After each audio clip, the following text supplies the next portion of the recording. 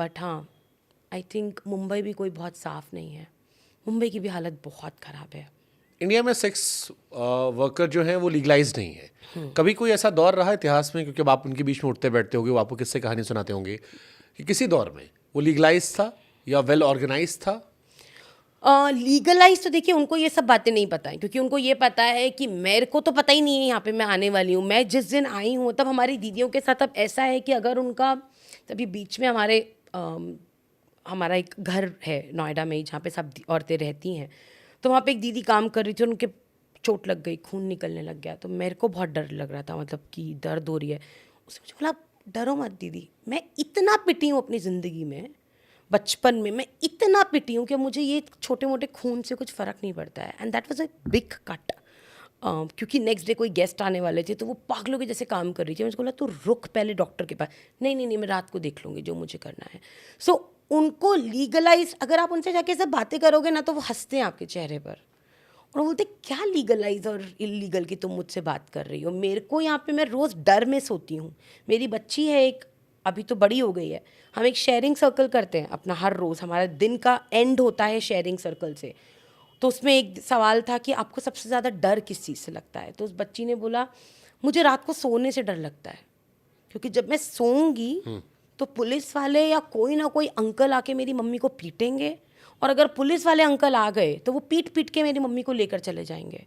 तो मुझे वो ऐसा रात में होगा ये सोच के डर लगता है। तो मुझे नींद आने से डर लगता है कि अगर मैं सो गई और मेरी मम्मी को ले गए तो फिर मेरे को कौन देखेगा। पुलिस वाला क्यों पीटेगा?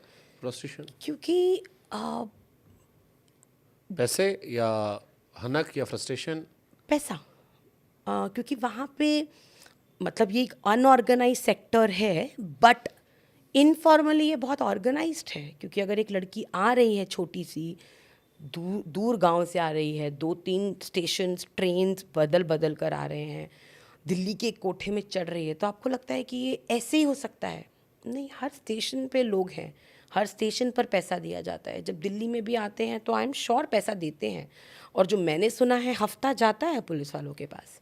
तो अगर ऐसा में किसी ने हफ्ता नहीं दिया, या कभी, और बहुत बार ऐसा भी होता है कि क्लाइंट्स नीचे चले जाते हैं और वो लोग गलत कहानियाँ भी बता देते हैं कि मेरे 50,000 रुपये ले लिए या मेरे 60,000 रुपये ले लिए, तो पुलिस वाले उनको बोलते, ठीक है ऊपर चलते हैं, तू 1 लाख बोलियो। और या कभी मान लीजिए 2,000 रुपये ले लिए, तो बोलते हैं ऊपर चलते हैं तो 25,000 बोलियो। अब वो औरत को तो देने ही पड़ेंगे, क्योंकि पुलिस वाला साथ में आया है, नहीं तो वो उसको अंदर कर देंगे।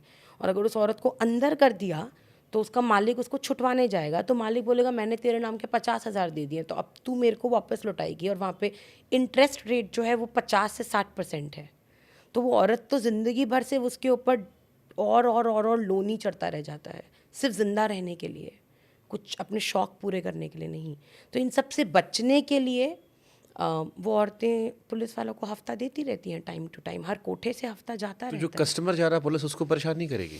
एक्चुअली वही बहुत स्ट्रेंज है हमारे देश में, क्योंकि हमारे देश में सुप्रीम कोर्ट ने मई 2022 में बोल दिया था बहुत ही क्लियरली कि sex workers are not criminals, they are victims. मतलब उनको आप क्रिमिनल नहीं बोल सकते हो, बट जो क्लाइंट है उसको हम बोल सकते हैं। लेकिन ऐसा नहीं हो रहा है। जब भी एक औरत और एक क्लाइंट पुलिस स्टेशन में जाता है तो औरत को ही देखना पड़ता है, औरत ही वहाँ पे अटकती है।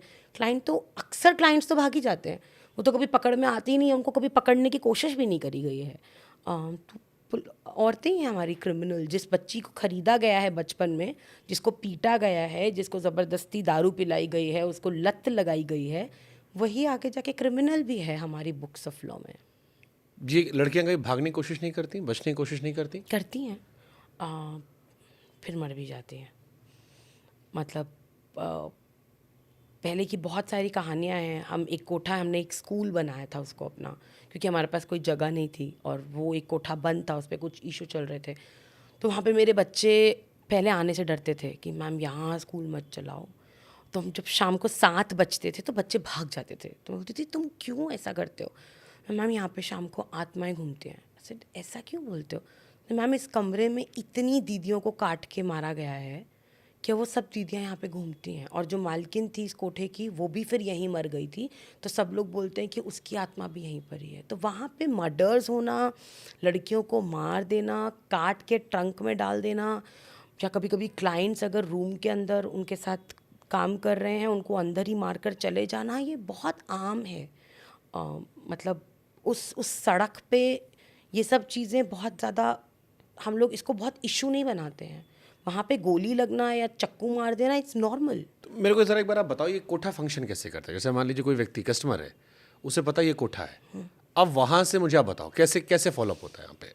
सो बेसिकली मान लीजिए वहाँ 77 कोठे हैं, हाँ, ठीक है। ठीक है। कुछ कोठे हैं जो कि बहुत फेमस हैं, जैसे मैंने बताया कि कुछ कोठे हैं जो नेपलीज वुमेन के लिए फेमस हैं। तो अगर मान लीजिए एक कस्टमर नई दिल्ली मेट्रो स्टेशन पर उतरा, तो वहीं पर ही उसको दलाल पकड़ना शुरू कर देंगे।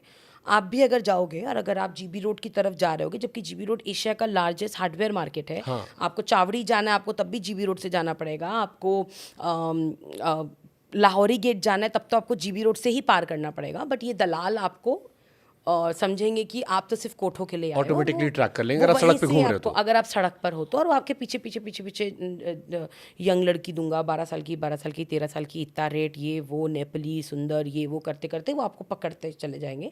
अगर आप उनको अग्री कर गए कि हाँ ठीक है मुझे ले चल, तो फिर